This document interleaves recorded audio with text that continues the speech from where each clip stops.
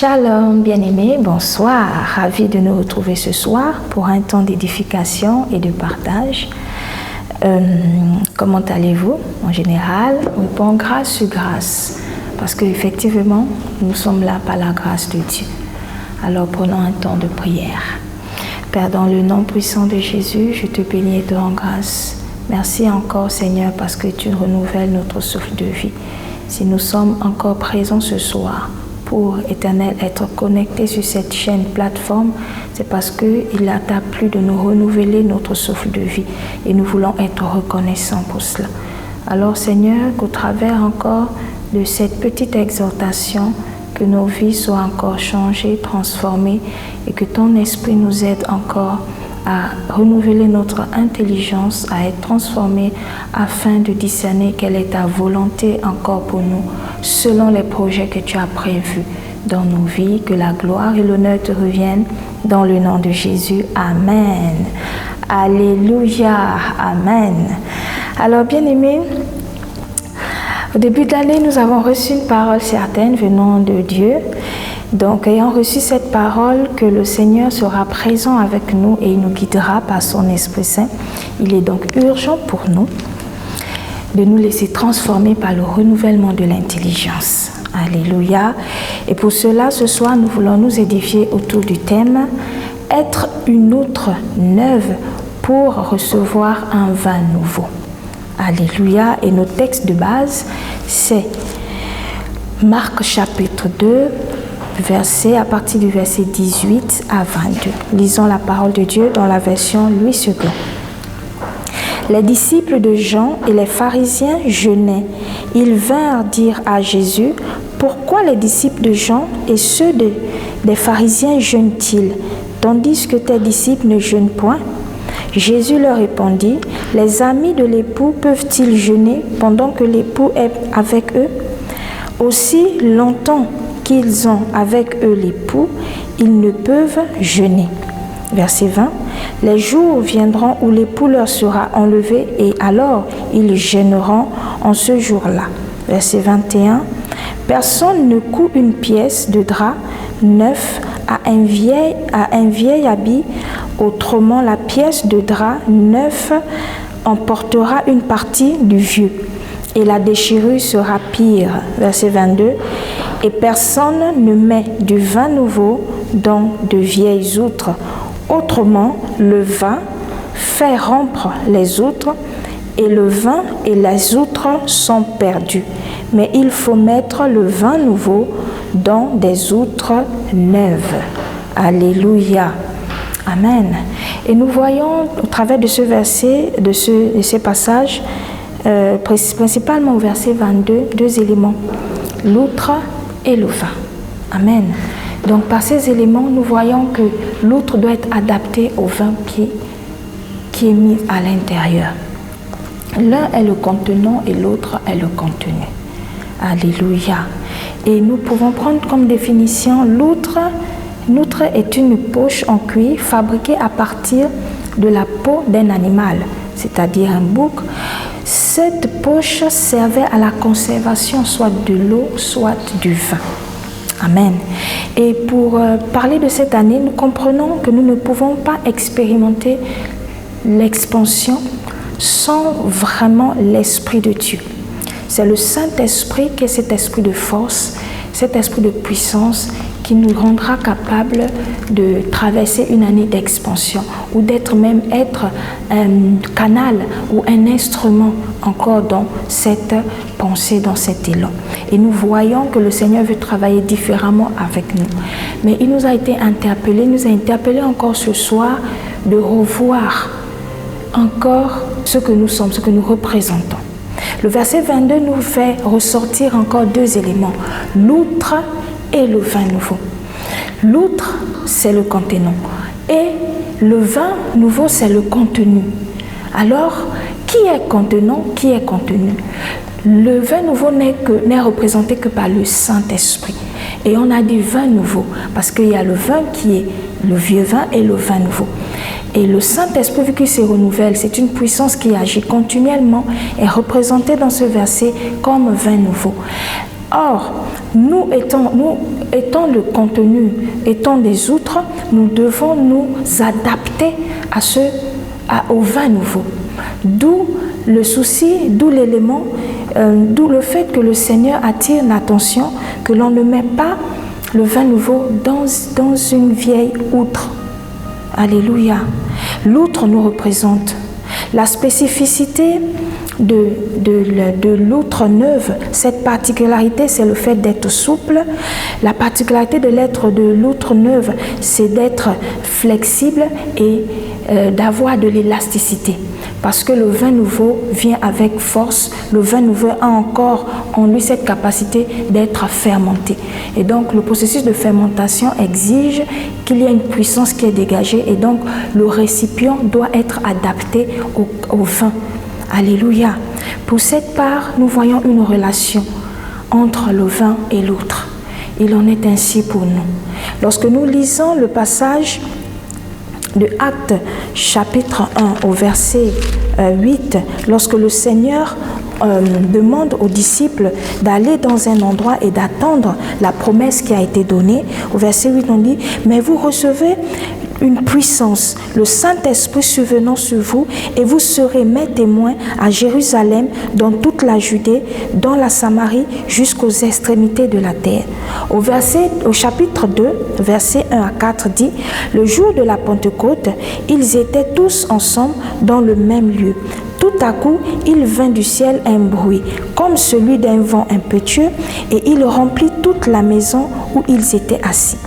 Des langues semblables à des langues de feu leur apparurent, séparées les unes des autres, se posèrent sur chacun d'eux. Et ils furent tous remplis du Saint-Esprit et se mirent à parler en d'autres langues, selon que l'Esprit leur donnait de parler. Nous voyons que lorsque les disciples ont été remplis du Saint-Esprit, c'est le Saint-Esprit qui leur donnait de s'exprimer. Ayant reçu le vin nouveau, ayant reçu cette présence, le Saint-Esprit est représenté ici comme un vent impétueux, c'est représenté par des langues de feu.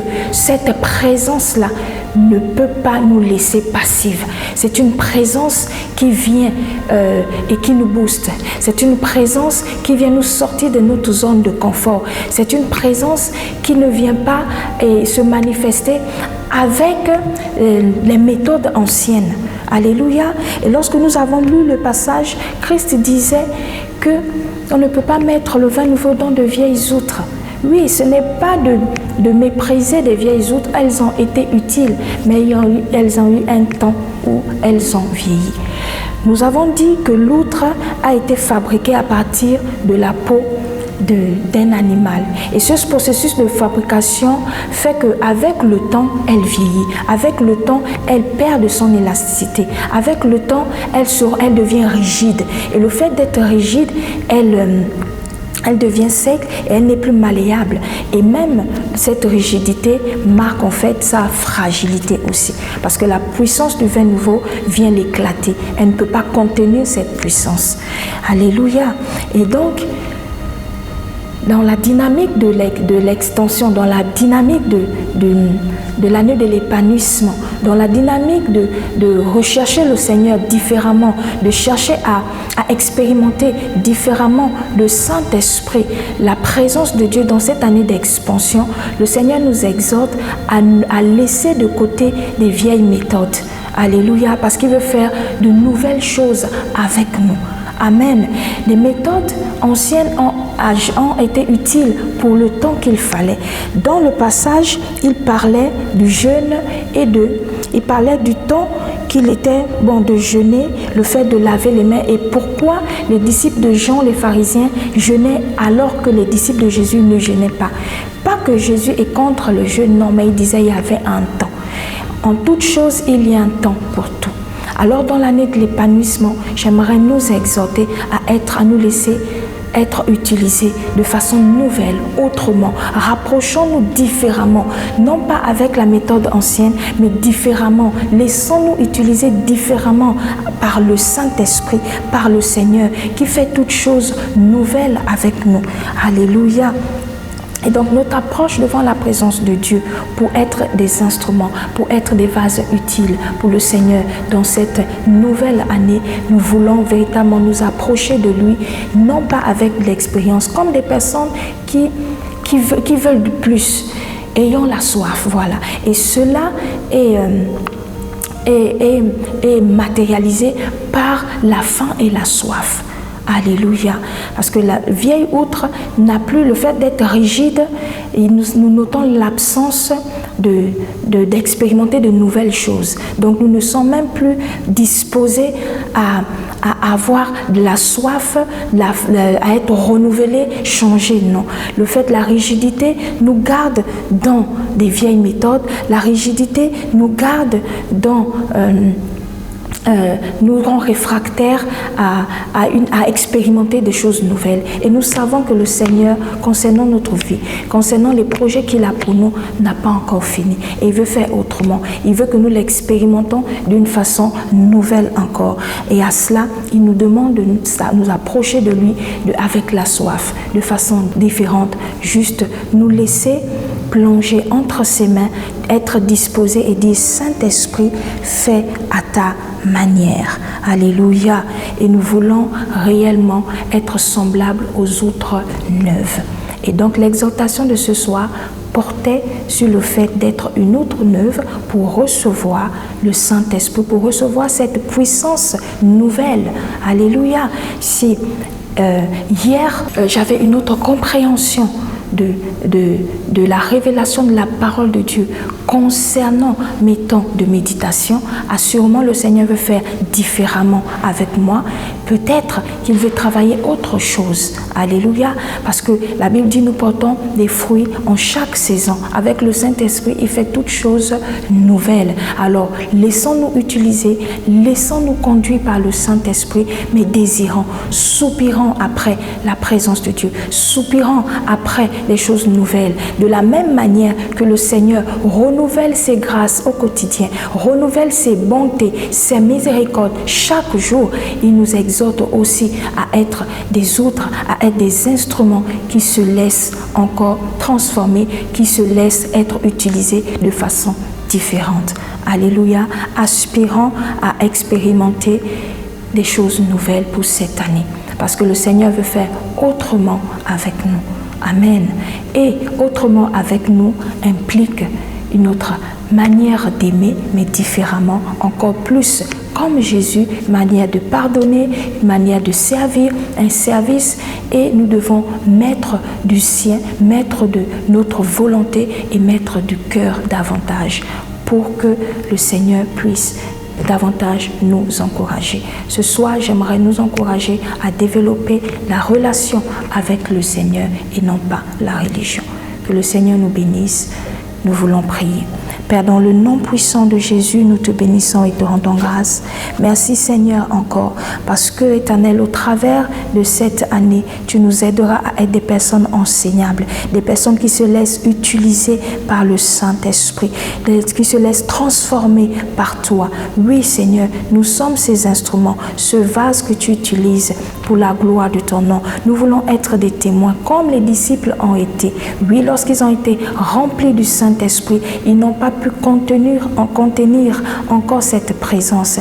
Et le Saint-Esprit leur a donné de s'exprimer. Et cela a été une bénédiction parce qu'ils se sont retrouvés à parler des langues diverses. Et ceux qui étaient autour d'eux étaient émerveillés parce qu'ils racontaient des merveilles de Dieu, mais chacun l'écoutait dans sa langue. Seigneur, nous voulons expérimenter différemment encore, oui Seigneur, le mouvement de l'Esprit dans nos vies, oui Éternel Dieu de gloire, afin de ramener des âmes à toi. Que la gloire et l'honneur te reviennent dans le nom de Jésus. Amen.